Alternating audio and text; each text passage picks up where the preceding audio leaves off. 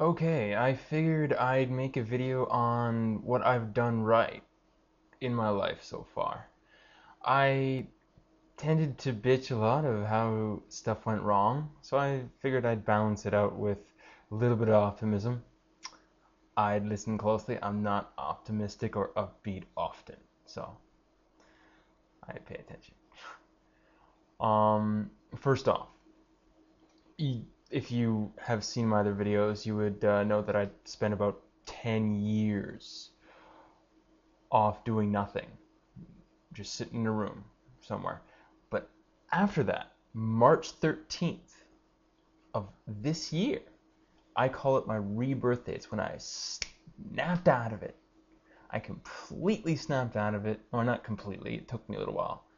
But I've clawed my way out of that funk by accepting who I am.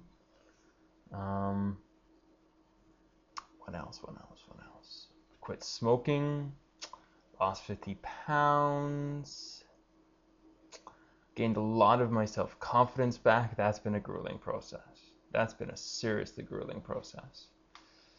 Um, Interesting fact, I found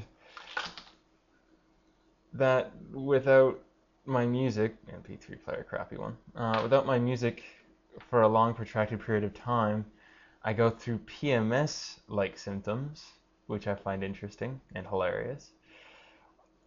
Um, been able to get out a lot more. I visit my rather large family pretty often. Um, oh, some bad news is my cat. My cat's just sleeping right next to me. She's actually has hyperthyroidism. It's where it either makes you really fat or really skinny for a cat. My cat's really, really skinny. I have to feed her all the time. I can't afford to pay to get the hyperthyroidism fixed, so I just have to feed her a lot. Yeah. But she got over an infected jaw, so she's fine in that regard. She just has to eat a lot more now, so she's eating out of house and home. Um, what else? Oh yeah. Technically, I've been on hormones illegally. I get them imported through Mexico.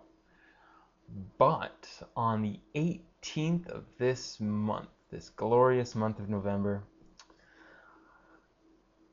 I will probably be on it legitimately. That'll be interesting. I'll get something like with the anti-androgen or anti-testosterone, if you want to call it that.